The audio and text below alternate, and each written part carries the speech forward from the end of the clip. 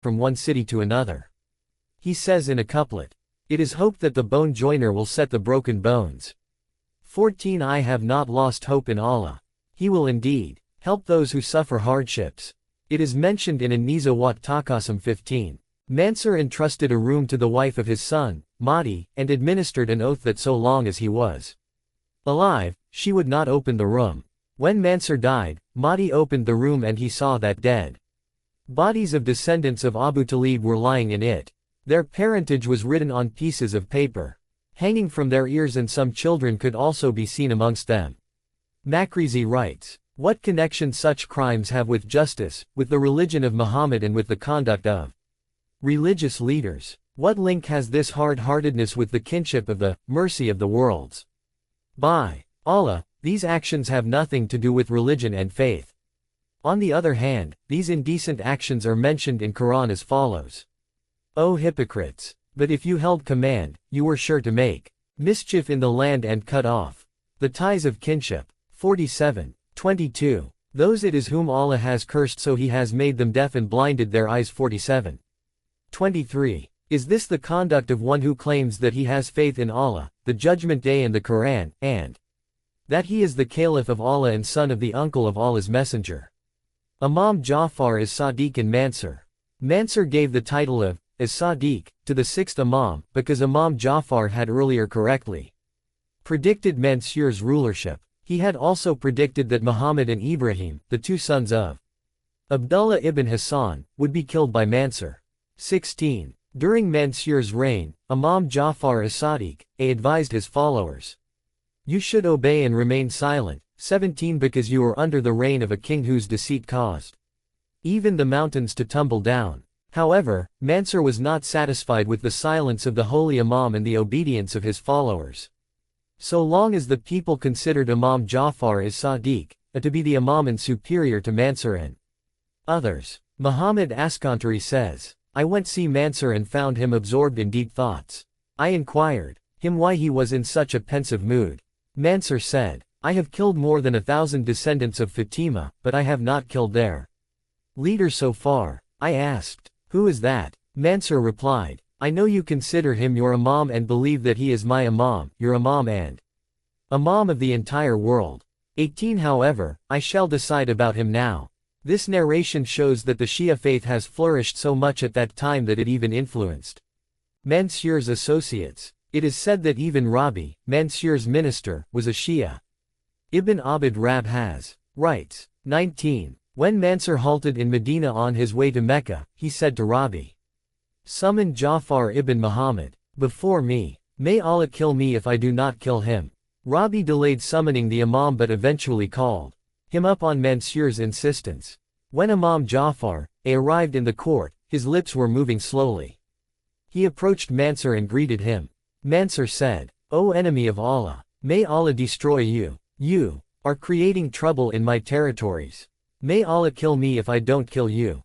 Imam Ja'far as-Sadiq said, "Prophet Sulayman got the kingdom and thanked Allah. Prophet Ayyub bore much hardship, but with fortitude. Prophet Yusuf was oppressed, and he forgave the oppressor. You are their successor, and it is only proper that you follow their example." Mansur lowered his head, then raised it again and said, "Of all the tribes, you are closer to us and nearest in kin." He then embraced the Imam, made him sit on his own seat, and began conversing with him. Thereafter he said, "Bring the gift and dress for his Sadiq immediately and see him off with honor." When the holy Imam came out, Rabi followed him and said, "I have been defending you since the past 3 days and doing all I could to save you. When you approached Mansur, I saw that your lips were moving in a silent prayer and consequently he could not harm you. As I am a servant of the ruler, I stand in need of this supplication. Please teach it to me." The prayer that Imam Ja'far taught him is translated as follows. O Lord, protect me with your eye which never sleeps, guard me with your power which never becomes the target of calamity, so that I may not perish, for it is you on whom all my hopes are fixed. O Lord, forgive me, for you have granted me abundant gifts for which I could not thank you. Even then you did not withdraw those gifts from me, and there were many misfortunes to which I was subjected by you. And I showed lack of patience. O Lord, Let me remain safe from his mischief with your support and power of defense, and I seek your refuge from his evil. Mu'alla ibn Qunay was amongst the closest Shias of Imam Ja'far as-Sadiq. He administered secretarial and financial affairs of the Holy Imam. Mansur wrote to Dawood ibn Urwa, the governor of Medina, to kill Mu'alla. Dawood summoned Mu'alla and said, "Write down the names of Shias or I will behead you." Mu'alla said, "Do you threaten me with death? I swear by Allah that even if the name of one Shia is under my foot, I shall not lift it." Dawood cut off Mu'alla's head and hanged him on the scaffold. When Imam as-Sadiq received the news of Mu'alla's martyrdom, he was extremely disturbed, and he cursed Dawood. His curse had not yet come to an end when the news of Dawood's death arrived. 20. Abu Faraz has writes 21 that Mansur wrote to his governor to set the house of Imam Sadiq on fire and to poison him. Consequently, he was poisoned to death. 22. As admitted by Mansur himself, he killed more than 1,000 descendants of Fatima. As regards the Shias killed by him, their number is unknown. Mansur invented new types of torture and enjoyed killing people in different ways. He whipped people on the eyes, blinding them. He pulled down houses on the heads of the inhabitants and placed them alive in the walls. He poisoned them, etc. However, some ignorant persons say that Mansur had faith in Allah, was the representative of Allah on earth, and was related to the Holy Prophet. A close study of the history of Muslim rulers leads us to conclude that if Mansur and those like him had not been there, Islam, with its sublime morals and teachings, would have spread in the East and West.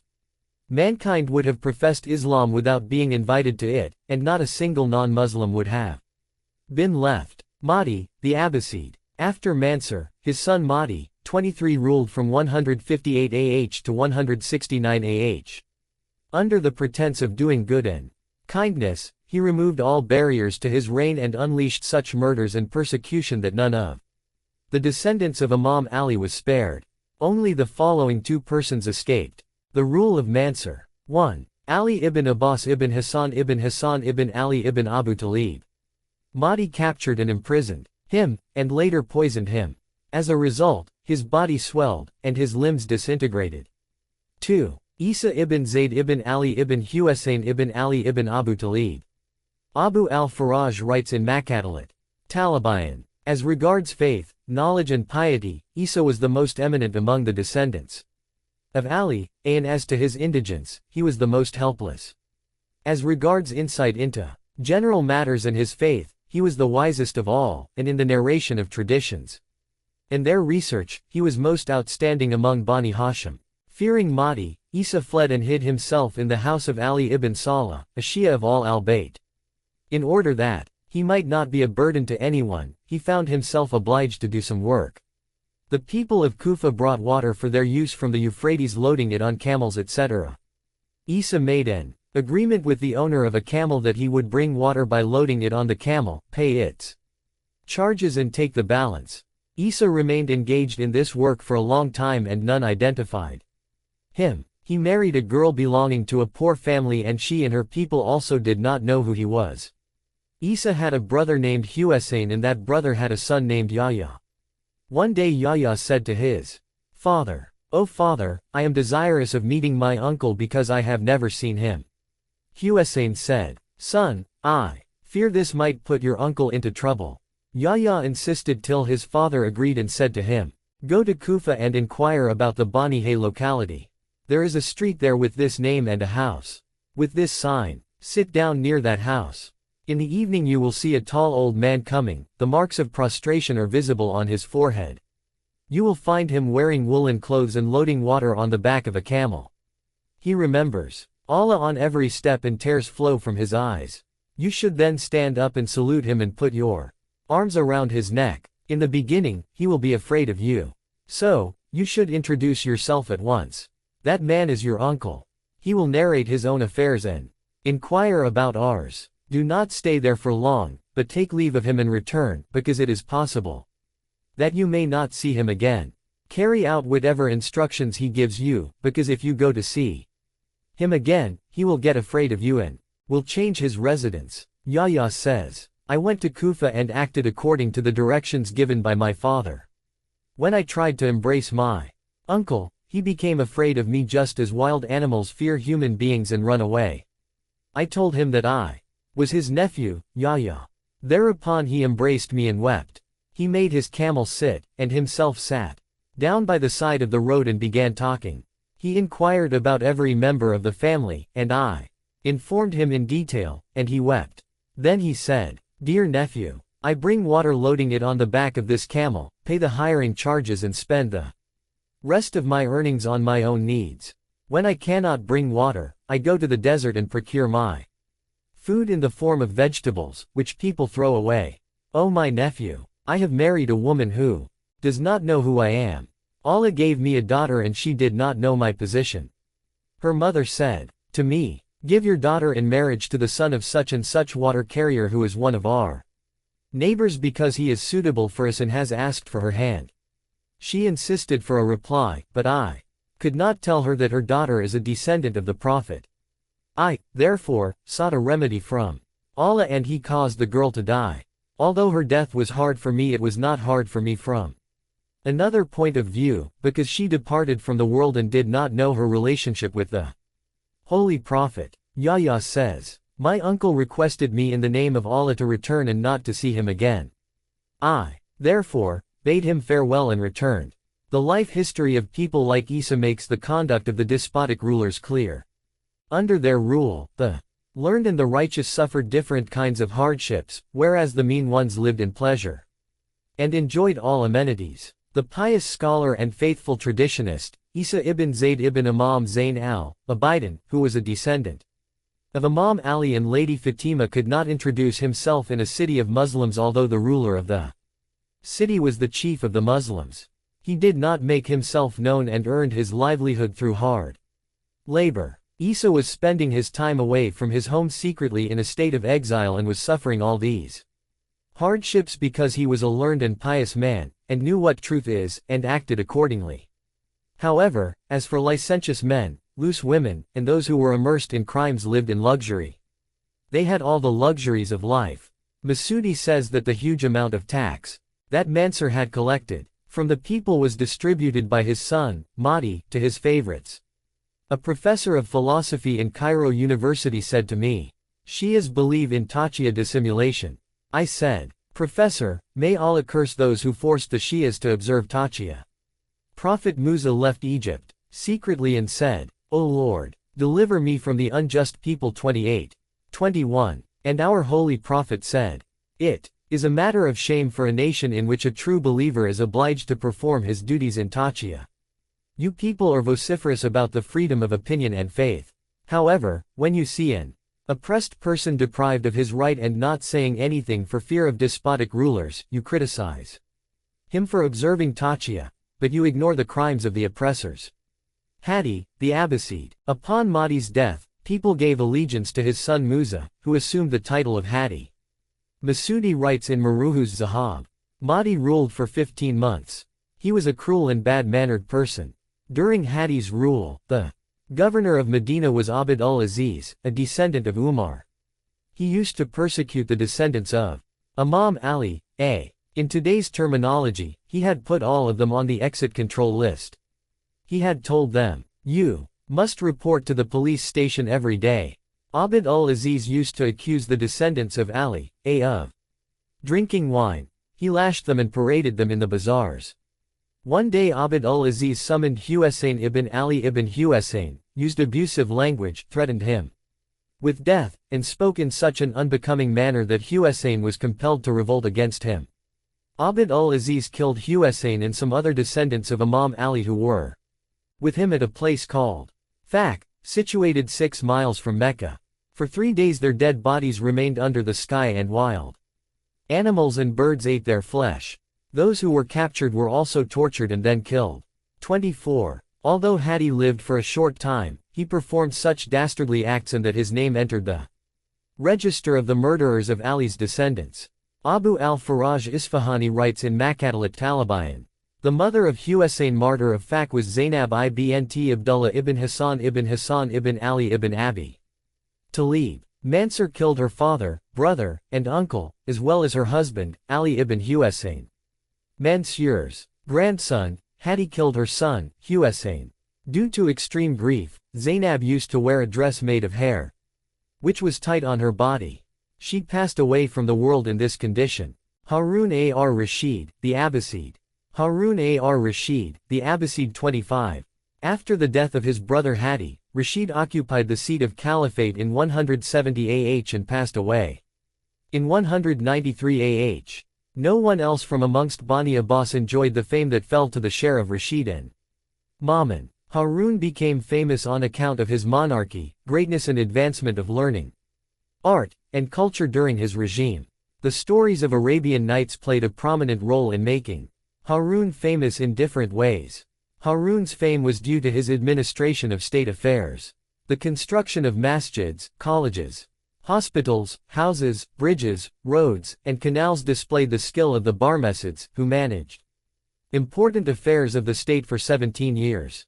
But these very merits became the cause of their fall and destruction at the hands of Harun ar-Rashid. Although the story of the love affair of Abbasa and Ja'far Barmaki, and Abbas's becoming pregnant as a consequence of their secret meetings is also well known, it has been invented only to serve as a cover for the crime of Harun and to justify oppression and persecution by him.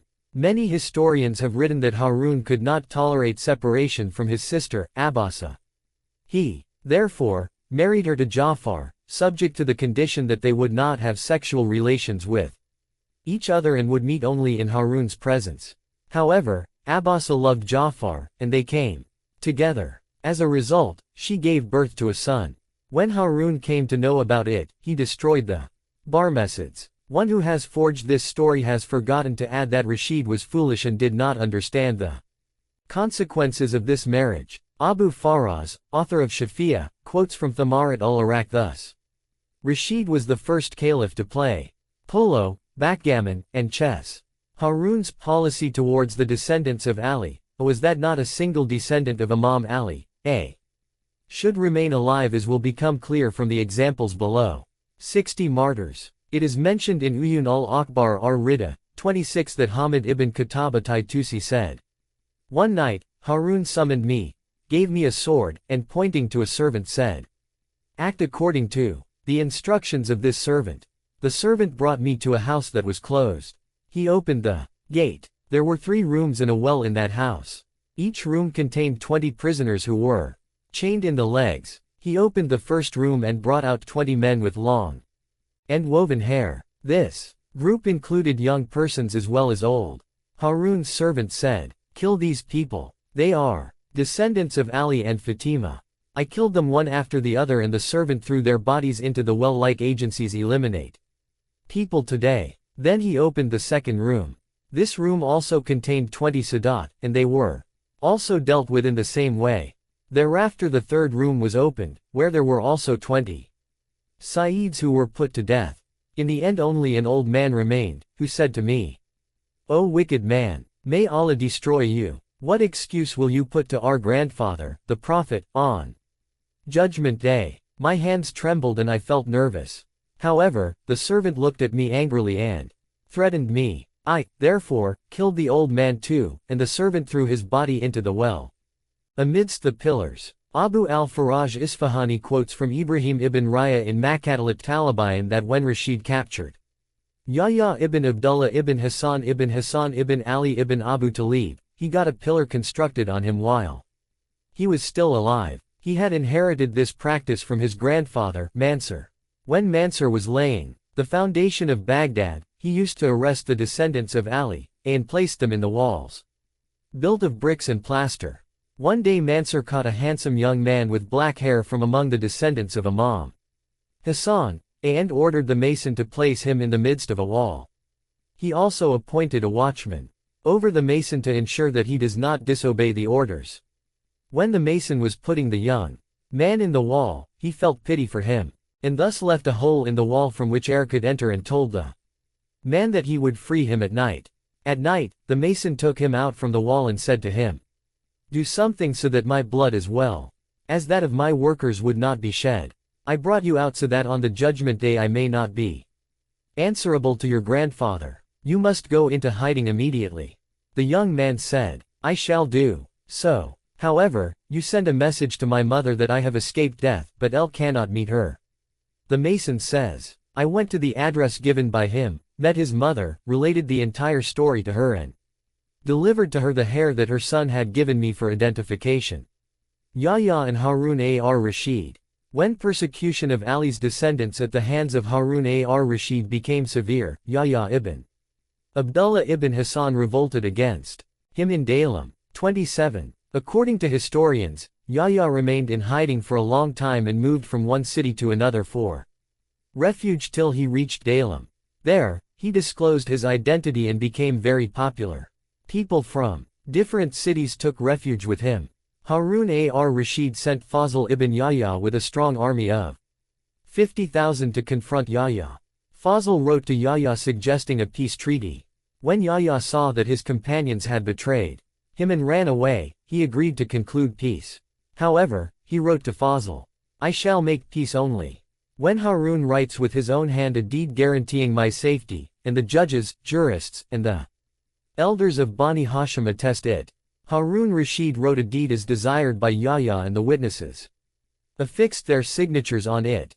He prepared 2 copies of the deed, retained one and sent the other to Yahya. When Yahya met Harun, the latter honored him and presented him 200,000 dinars, many robes, and other articles of gift to him. Despite this, grudge remained in Harun's heart. One day, he asked Yahya, which one of us is more closely related to the Holy Prophet? Yahya said, please excuse me from answering this question. Harun said, you must give a reply, I won't leave you. Then the following conversation took place between them. Yahya, supposing the Prophet comes to life and seeks the hand of your daughter, will you give it? Harun, by Allah, I shall. Yahya, supposing the Prophet comes to life and wants to marry my daughter, will that be permissible for me to give my daughter to him in marriage? Harun, no, it will not be permissible. Yahya, this answers your question. 28. Harun was very angry for his defeat and walked out of the gathering. 29. Pseudo-ulama. Harun ar-Rashid decided to betray Yahya and nullify the deed of amnesty that he had written with his own hand. However, he had no justification for this and therefore continued to tolerate the situation. At last, however, he lost patience and contacted Wahab ibn Wahab Abu al-Bakhtari. Harun knew that this scholar was corrupt. Abu al-Bakhtari tore up the amnesty deed and issued a fatwa that the document was void and it was lawful to shed Yahya's blood. In lieu of this service, Harun paid him a huge amount and appointed him as a judge. 30. On the basis of this fatwa, Harun ordered Yahya to be given 100 lashes. Yahya reminded him of his kinship with the Prophet, but without any effect. Then he sent Yahya to prison. On the following day, he summoned Yahya again and gave 100 lashes. Thereafter Harun imprisoned him and stopped food and water to him. As a result of this, Yahya passed away.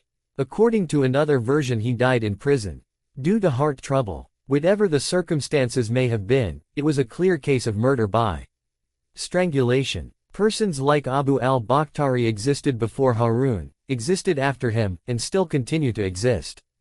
Ibn Athir writes that 40 pseudo-ulamas issued verdict for Yazid ibn Abu al-Malik that the caliphs are exonerated from accounting and punishment in the hereafter.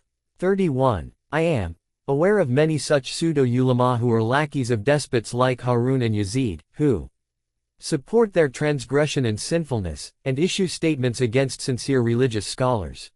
Harun's learning. A lady wrote to Harun, may Allah accomplish your work, make you happy with what he has given you, and grant you a high position. Harun said to his courtiers, this woman has cursed me under the cover of dua. When she says, may Allah accomplish your work, she refers to the words of a poet who says, when it is said that your work is accomplished, it means that you should await your annihilation. And when she says, may Allah make you happy with what he has given you, she refers to the words of all of his. When they are happy with what they possess, we take it away suddenly. 6.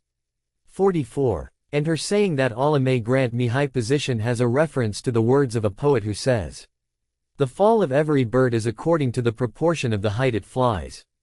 Descendants of Abu Talib. Abu al-Faraj Isfahani writes in Maqatalat Talibayan, Harun regularly inquired from his agents about the circumstances in which Ali's descendants were living. He was informed that one of them named Abdullah ibn Hassan ibn Ali was residing at a particular place. He summoned Abdullah, who said to Harun that he didn't have any connection with the revolutionaries of Bani Hashim. I roam about in the wilderness and earn my livelihood by hunting. Fear Allah and don't shed my blood. Harun imprisoned Abdullah and later had one of his ministers put him to death. He also imprisoned Muhammad ibn Yahya ibn Abdullah ibn Hassan, who breathed his last in the prison. He flogged Husayn ibn Abdullah ibn Ismail ibn Abdullah ibn Ja'far ibn Abi Talib so much that he died. Ishaq ibn Husayn ibn Zayd ibn Hassan also passed away in Harun's prison. When Abbas ibn Muhammad ibn Abdullah ibn Ali ibn Husayn came before Harun, the latter said, "Son of loose woman." Abbas retorted, "She must be your mother." Harun was infuriated and ordered to split his head. Thus, he was struck with an iron rod and died. Imam Musa al-Kazim and Harun ar-Rashid.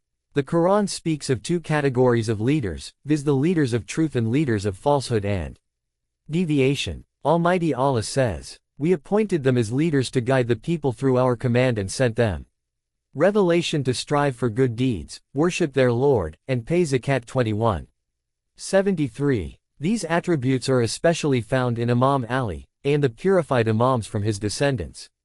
On another occasion Allah says, "We made them Imams, leaders who would invite people to the fire and who would receive no help on the judgment day." 28:41. These qualities were peculiar to Harun ar-Rashid, Bani Umayyah, Bani Abbas, and those with the same thinking. Keeping these facts in view, the dispute between Imam Musa al-Kazim and Harun ar-Rashid was natural and a real conflict. One Imam invited people to Allah and paradise, and another invited them to Satan and hell. Is it possible for the two opposites to unite? 32. If apparently there is nonchalance, smile, and quiet, it is like a spark hidden under the ashes, and so long as the heart is filled with enmity and hatred, this flame continues to remain alive. The following event explains the implication of these remarks. It is mentioned in Uyun al-Akbar 33. That Ma'mun said, "I always loved the al-Bayt but displayed enmity against them, in order to win Harun's favor. I accompanied him to Mecca once. On the way, when we halted in Medina, and Imam Musa al-Kazim came to see Harun, Harun accorded him great respect, embraced him, and inquired about the well-being of his family members. When the Imam was ready to leave, Harun ar-Rashid stood up and bade him farewell respectfully. When the Imam went away, I asked my father, 'Who is this man to whom you showed so much respect?' My father said, 'He is Musa ibn Ja'far, the inheritor of prophetic sciences. If you wish to acquire true knowledge, you can acquire it from him.' Harun embraced the Imam, honored and respected him, and acknowledged that he had inherited the knowledge of the prophets. However, this acknowledgement and conferring of respect to the Imam could be of no use to Harun, because the Imam invited the people to paradise whereas Harun invited them to hell. When Harun saw that people loved the Imam and had faith in him, he could not control his grudge. Even though he knew that the Imam was the inheritor of prophetic knowledge, he got innumerable descendants of the Holy Prophet killed. When people love knowledge and those who possessed knowledge, and were interested in truth and its supporters, was that the fault of Imam Musa al-Kazim? Should he have become ignorant, and committed unlawful acts openly so that Harun gets to be pleased with him, in the same way he was pleased with Makarak and others like him? If one has an enemy who can be satisfied only with his death, should he commit suicide to please his enemy? Imam Kazim had not rebelled against the regime. He had not invited anyone to give allegiance to him. He had not instigated anyone against Harun. His only fault was that he had inherited the knowledge of prophets and was the Imam of truth and guidance. Falsehood is hypocritical whereas the truth is without a partner. Never accept a moderate partnership of truth and falsehood. Imam in detention. Harun ar-Rashid sent his sepoys to Imam Musa al-Kazim. He was then performing prayers near the blessed grave of his grandfather. The sepoys arrested and handcuffed him and dispatched him to Basra. Isa ibn Ja'far ibn Mansur was the governor of Basra at that time. He kept the Imam in prison for 1 year and then wrote to Harun, If you do not remove Musa ibn Ja'far from my custody, I shall release him because I have tried my best to find some evidence against him but could not get any. Harun imprisoned Imam Musa al-Kazim in Baghdad under the care of Faisal ibn Rabi, and then transferred him to the prison of Yahya, and later to that of Sindi ibn Shahiq. Eventually Sindi poisoned him to death. According to another narration, he was wrapped in a carpet and the servants sat on him. And he died of suffocation. While discussing the persecutions by Bani Umayyah, it was mentioned that all these evils and crimes were due to grudge and inherent cruelty. However, when discussing the personality of Harun ar-Rashid, it came to my mind that after attaining rulership, the nature and morals of the ruler changed. When they saw that their position was established, they assessed everything from the perspective of the security of their position and strength. Faith, knowledge, and conscience were of no value to them. If we do not consider rulership to be the cause of the change in mentality, how can we explain the behavior of the weak persons, who become stone-hearted and bloodthirsty when they acquire a position? What I mean by position is not confined to governmental offices. It also includes even religious positions. It is so because a religious leader is also like a government leader. Both leaders protect their respective positions. The only difference is that a religious leader considers his position holy and considers its protection to be an article of faith. He considers its protection necessary like other holy things and religious rites, and there is no doubt that interest in religious position entails greater danger and more harm. Only the people of the Holy Prophet's household, and a few of their followers are immune from this danger. 34. What has been stated above is a reality. Ayatollah Mohsen al-Hakim says in his book Mustamsik Ulurwa 35. Truly speaking, it is difficult for a jurist to maintain righteousness because change in righteousness takes place for everyone in every age. And when a person in a high position is no more righteous, he does not exercise much precaution, and does not call himself to account, quickly leading to the elimination of his righteousness. Being a marja is to be in a dangerous position where even big personalities stumble. Imam Rida, and Harun. Saeed Mohsen Amin writes. 36. After the demise of Imam Musa al-Kazim, Harun sent his commander, Jaludi to Medina and ordered him to attack the houses of Abu Talib's descendants and plunder all the clothes of their women, leaving only one dress for each. When Jaludi approached the house of Imam Rida, the Imam gathered all the ladies in a room and sat down on the threshold. Jaludi said, I must enter the house and take the women's clothes. The Imam swore to Jaludi that he would bring the clothes and ornaments of the women, provided that he Jaludi remained outside the house. Owing to the kindness of the Imam, he agreed to this. Imam Rida entered the room, collected the ornaments, clothes and other belongings, and handed these over to Jaludi. The latter took them away and presented them to Harun. When Mamun ascended the throne, he expressed his indignation against Jaludi and wanted to kill him. Imam Rida was also present in this gathering. He recommended to Mamun to forgive Jaludi. Jaludi remembered having wronged the Imam, and he thought that the Imam was speaking against him. He, therefore, turned to Mamun and said, I ask you in the name of Allah not to accept the words of this man about me. Mamun said, I swear by Allah that I am not going to accept what he says. He then ordered Jaludi to be beheaded. Harun committed many atrocities on the descendants and followers of Imam Ali, but for the sake of brevity, we refrain from presenting a detailed account. What has been said above is sufficient to show Harun's character and throws ample light on his nature and policies. Amin, the Abbasid. Harun ruled for more than 23 years and died in Tus in the year 193 AH after taking allegiance for his son, Amin. The period of the Caliphate of Amin was a little more than 4 years.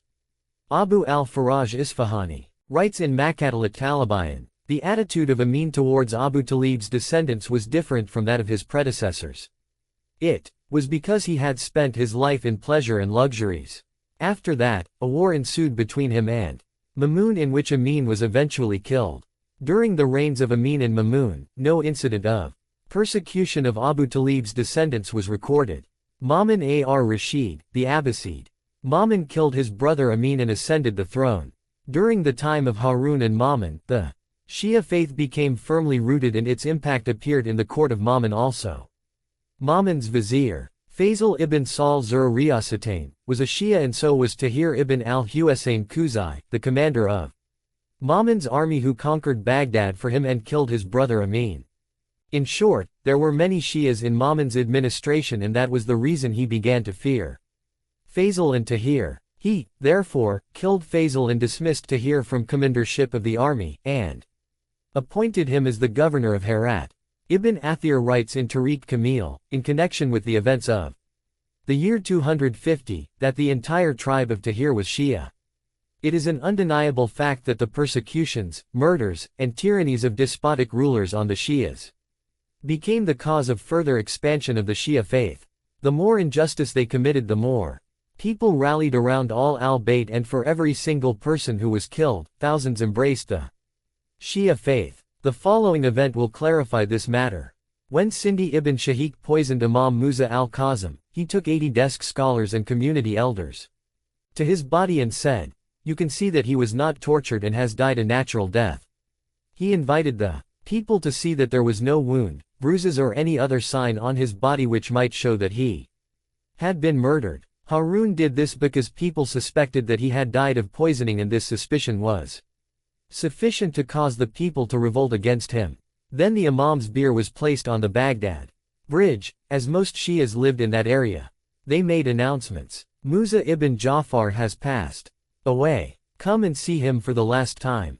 The Shias got agitated, but before a disturbance could develop, Sulayman ibn Ja'far, Harun's uncle, took the funeral bier from the custody of police and carried it barefooted along with a large crowd. He pretended that he was escorting the funeral procession as a mark of love for the Imam or for the sake of his kinship to him. However, the fact was that he was afraid of a revolt against his nephew, Harun, and thus wanted to calm down public sentiments. Ma'mun came to know that a large number of Shias were inclined to Imam Rida, and that they were displeased with his father, Harun. Rather, they hated the former Abbasid rulers. He thus declared, hypocritically and deceitfully, that he was a Shia to win their sympathies and attract public opinion towards him. He began defending the caliphate of Imam Ali, affirmed his truthfulness, and acknowledged that he was superior to Abu Bakr and Umar. In reality, he did all this to safeguard and strengthen his rule. It is surprising that most Shias also could not perceive the designs of Ma'mun and held a favorable opinion of him. The fact is that Harun and Ma'mun acted for an identical purpose, and that was to strengthen their regime. Their ways differed, but their real goal was same. Harun poisoned Imam Kazim, and Ma'mun poisoned Imam Rida, The only difference was that Ma'mun realized from Harun's mistakes that an open persecution of Ali's descendants would be equal to political suicide. Imam Rida, and Ma'mun. Imam Ali ibn Musa ar-Rida was the best human being of his age and enjoyed the highest position in the view of Allah and the people.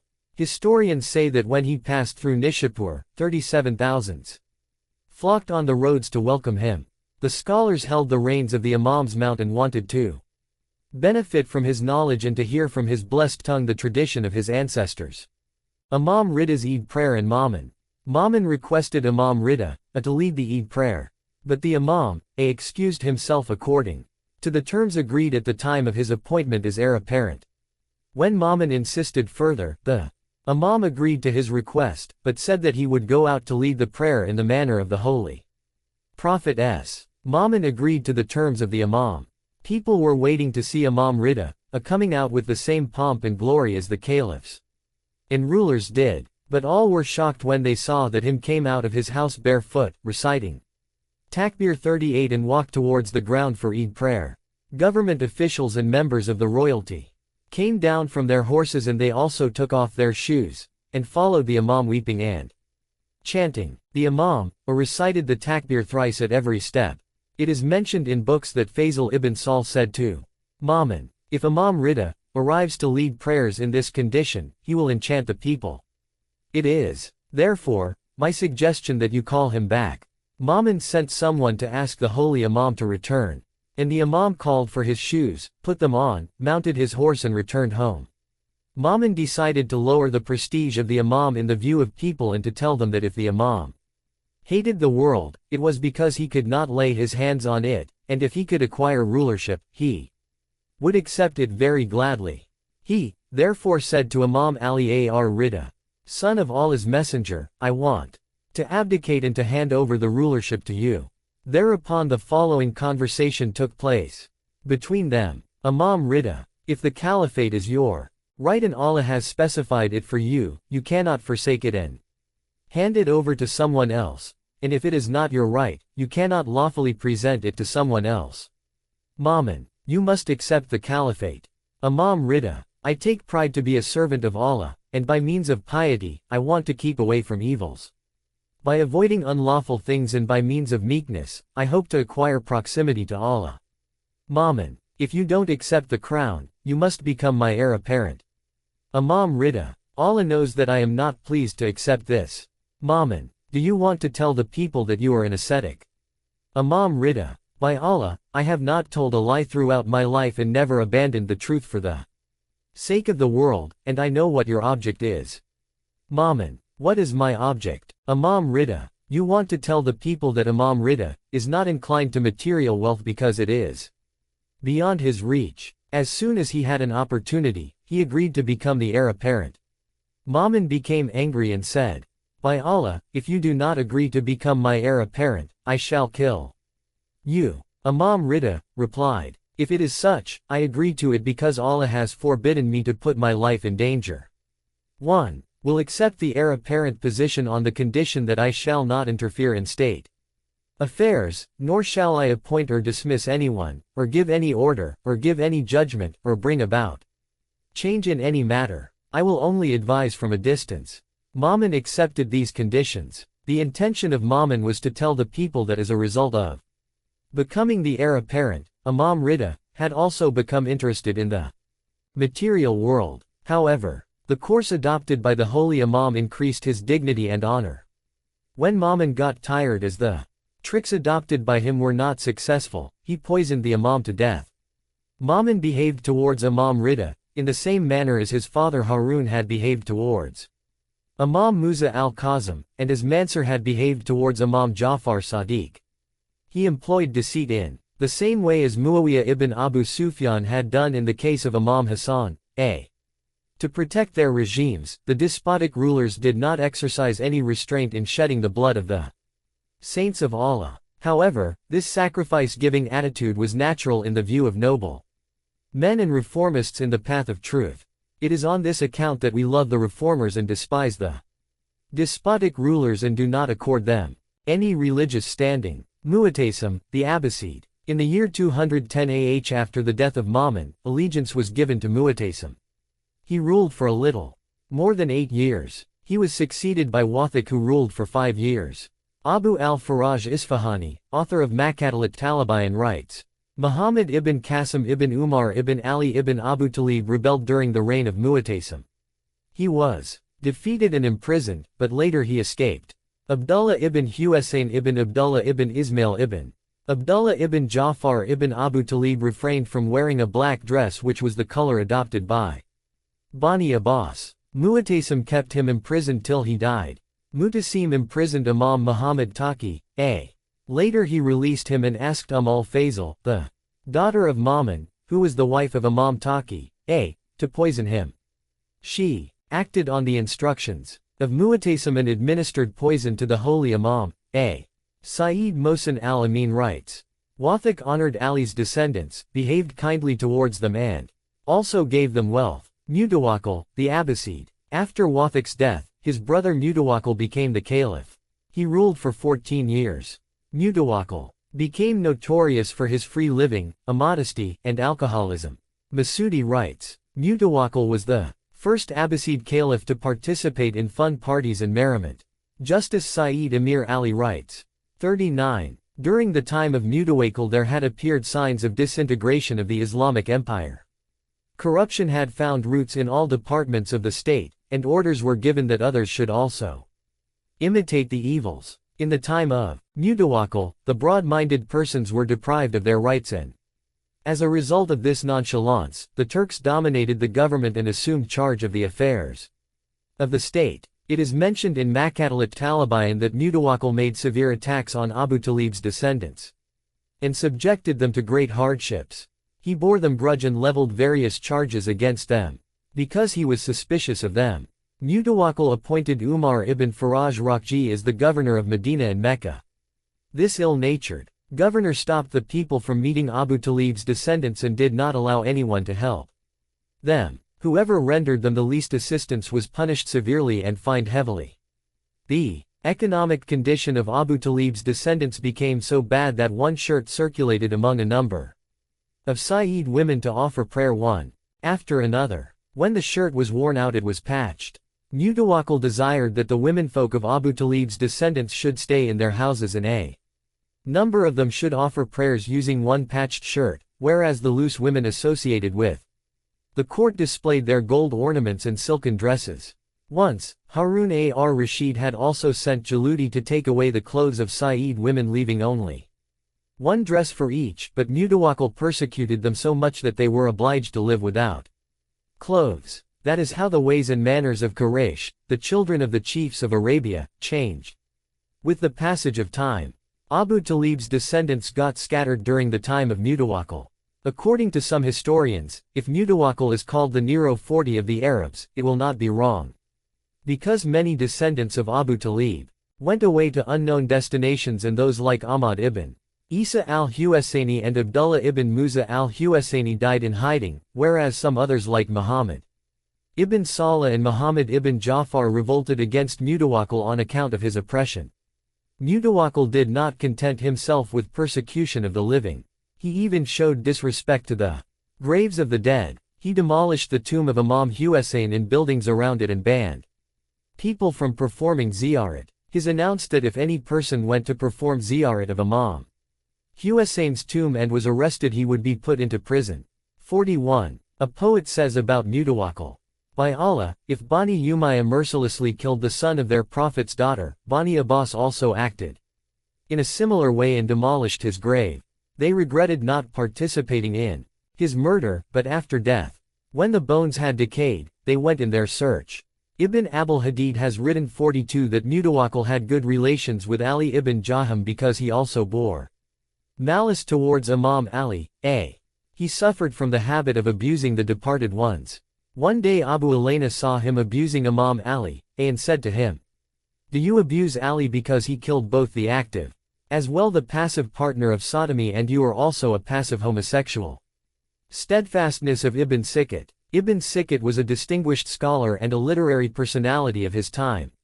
Mutawakkil appointed him as the tutor for his son, Mutaz. One day Mutawakkil asked Ibn Sikkat, "Whom do you think are better, Mutaz and Muayyad, or Hassan and Husayn?" Ibn Sikkat looked in disdain and replied, "By Allah, I consider Kambar, Imam Ali's slave, to be better than you and your sons." Mutawakkil ordered the Turk slaves to pull out his tongue from the back of his head. When his tongue was pulled out in this manner, Ibn Sikkat died and met the fate he had feared for in his following verses. He says, "A brave youth is killed owing to the slip of his tongue, but a man does not die if he hits the ground. Owing to this slip in his speech, the brave youth lost his head. But if the foot of a man stumbles, it gets healed in a few days." Mutawakkil had kept a court jester named Ubadah. He used to tie a pillow onto his belly and he danced before Mutawakkil while the singers sang, "The big-bellied caliph of the Muslims has arrived." It was meant to ridicule Imam Ali. Mutawakkil enjoyed this scene, drank wine and laughed. One day this scene was performed before Mutawakkil's son, Muntasir, who said to his father, "The person whom this clown is ridiculing and thus making the people laugh, was your cousin and a distinguished person of your family, and you should feel proud of him. In case you want to ridicule him, you should do so in solitude and should not leave this task to such dogs." Mutawakkil then asked the singers to sing a very obscene verse that we dare not to translate. Through this, Muntasir came to know that Mutawakkil even abused Lady Fatima as Zahra. He approached one of the ulama to give a decree on this matter. The scholar said, "It is necessary to kill him, but the life of one who kills his father is shortened." Muntasir said, "If I kill him in obedience to the command of Allah, I do not worry if my life is shortened." He, therefore, killed his father and lived after him for only 7 months. Allah has made the love for the al-Bayt obligatory in the Holy Quran and treated it as the reward for the labor taken by the Prophet to convey the divine message to the people. However, those who ruled over the people in the name of religion and considered themselves to be his near ones, shed the blood of his descendants and subjected them to countless persecutions and hardships. Those who deny the prophethood of the Holy Prophet did not cost Islam dearly. What is harmful for Islam is that persons like Mutawakkil should declare themselves to be Muslims but should oppose Islam and campaign against it like infidels and enemies of Islam. The incidents related to Bani Abbas, as narrated above, are sufficient evidence to form an idea about their ugly nature and inauspicious conduct. Ibn Rumi. One of the principles of Shia faith is that the world can never remain without the righteous persons and divine guides, who invited people to good and restrained them from doing evil. Shia doctrines have always been preached from pulpits and through books, and the crimes of the mean persons have been rendered null by logical reasoning and proofs.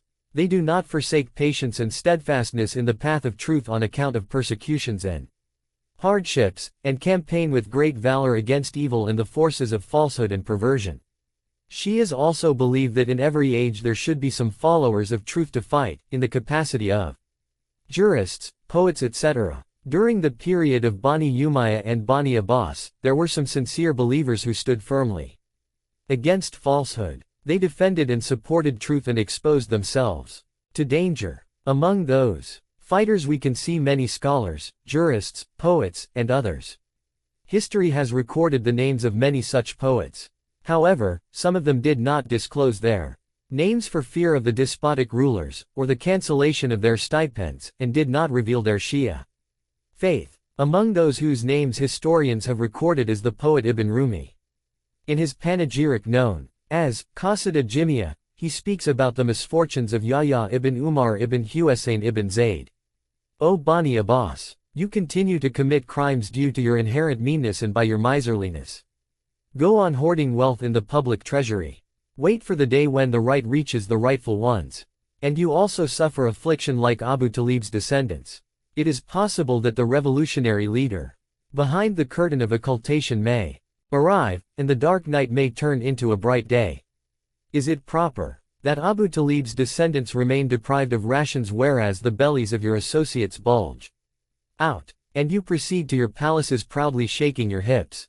And is it proper that the bones of Imam Ali's descendants should become apparent owing to hunger, whereas the bones of your children become fat owing to the country air and their arms and legs should grow plump?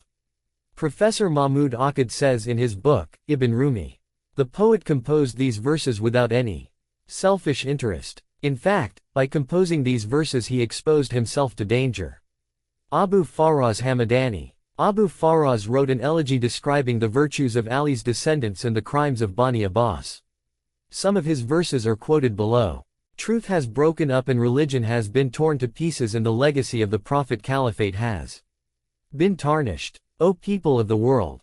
Does Allah not help the people against the mischief of the oppressors, and does Allah's religion not have an avenger? Imam Ali's descendants are indigent in their own land whereas the affairs of the state are in the hands of women and slaves. The heart of the Prophet is offended on account of the lashes. Then why don't you respect the family of the Messenger? Despite their great crimes, the descendants of Abu Sufyan committed minor crimes as compared with yours. How much breach of trust you have committed with the religion and how much blood of the Prophet's descendants you have shed. If a judgment is given in light of justice, Harun is not like Imam Qasim and Mamun is not like Imam Rida. Write to Bani Abbas not to talk about the government, because the government is in the hands of Ajam. 43. Pride is especially meant for scholarly persons wise enough to solve all questions and remove all the difficulties of the people. You should not pride yourselves. When they are angry, it is not for the sake of anyone other than Allah, and when they give a judgment, they do not ignore Allah's rights. Quran is recited constantly in the house of Imam Ali's descendants, whereas in your houses there are music and songs. None of them manufactures wine in their houses. Their houses are not a refuge for crimes. There are no pretty children in their houses with whom they may live in pleasure, and they do not have any Monkey that so many servants need to be employed for.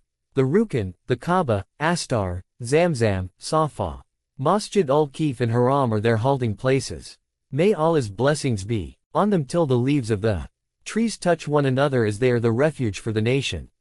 These verses of Abu Faraz manifest the greatness of all al-Bayt and prove that they are entitled to the caliphate, and their right has been usurped. These verses refer to the rule of Bani Abbas in the name of religion, and it has been affirmed that they were the worst enemies of religion. In their lofty palaces there were wine, adultery and music, although Ali's descendants had to face oppression and persecution while in their houses Quran was recited, Allah was remembered and worshipped. Such regimes wish to portray themselves as religious, but they shall be considered deviated and perverted so long as they are headed by the likes of Mansur, Rashid, Ma'mun and Mutawakkil. That is why Shias believe that a just and religious regime can be established only when the ruler is an infallible imam, or the administration is in the hands of a righteous religious scholar who seeks the pleasure of Allah and His Prophet. If it is not so, the regime will be not religious and divine. Like contemporary regimes, it would be worldly. All the persecutions that the al-Bayt and Shias had to suffer were perpetrated by rulers who ruled in the name of religion, but they were far away from religion. For their deficiencies, the rulers took revenge on the learned and accomplished persons. They wanted to show that their acts were exactly according to religion. They, therefore, endeavored to find out fake ulamas who might legitimize their acts. It is mentioned in An-Niza wa Taqasum 44. Pride ruled the minds of Bani Abbas, and they became egoistic. They respected the views of non-Arabs and accorded them precedence over the orders of the Prophet. They wrote new chapters of their hard-heartedness and cruelty. In the religious government of Bani Abbas, the monarchs trampled upon the commands of the Prophet and followed the polytheists. Dibil Kuzai was the most courageous among the poets known to history. He suffered extreme hardships in connection with his campaign against falsehood and defense of truth. Among those he condemned were Harun, Ma'mun, Mu'tasim, Wathik, commanders of the army, ministers, and the sons of the caliphs. He criticized them without any fear or anxiety. When Mu'tasim entrusted the command of the army to the Turks and gave them discretion over the lives, property, and honor of the people, Dibil said, "The kingdom has slipped away from the hands of the people and fallen into the hands of boys and servants, and it is a great calamity." When Mu'tasim died and Wathik succeeded him, Dibil said, "A caliph died, who was not mourned by anyone, and another came in his place with whom no one is pleased, because he that has come is the leader of injustice and deviation, and the chief of hypocrisy and perversion like his predecessor, as the Quran says. Each group on entering hell will curse the other dwellers until all of them are brought together." Therein 7:38. Dibil described the dictatorship and despotism of Bani Abbas and their acts of killing, imprisoning, plundering, and exiling the people in the following verses. "When I think about the crimes of Bani Abbas my hairs stand on their ends and my heart bursts with anger. They insulted the people and resorted to threats, murders, plunder, arson, imprisonment, torture, and exile. If you happen to go to Tus, kiss the purified grave of the Imam and ask whatever you want from that honored saint of Allah. There are two graves near to each other in Tus. One belongs to the one who is the best of creatures and the other of one who is the worst. It is edifying. Can that impure one derive any benefit from that purified one? Can the reputation of the pure one be affected by the filth of that impure one? Never. Neither Imam Rida suffers owing to the proximity with Harun nor Rashid gains anything by being near him.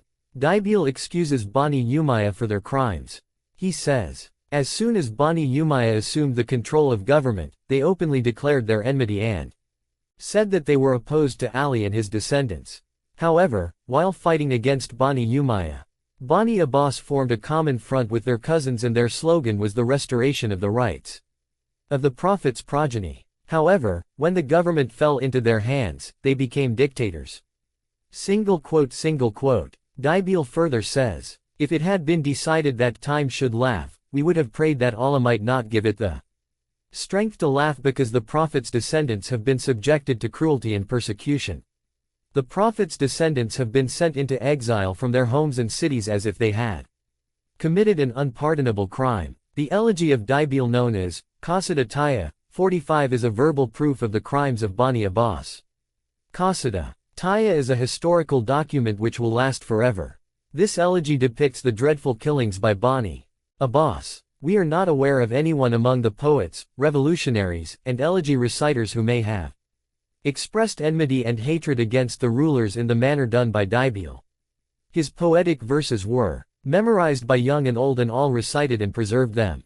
They were so popular that even dacoits sang them. When Dibil read Qasida Taya before Imam Rida, the latter rewarded him with a large sum of money. Dibil said, "Master, I want a piece of your garment which may serve as my shroud."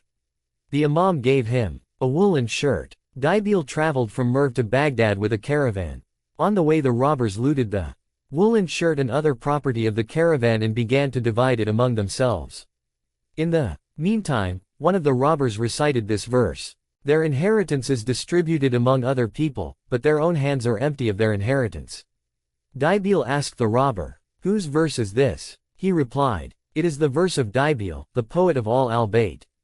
Dibil said, "I am Dibil." The robber was frightened and said, "Are you Dibil?" Dibil replied, "Yes." Thereupon the robbers returned everything they had looted.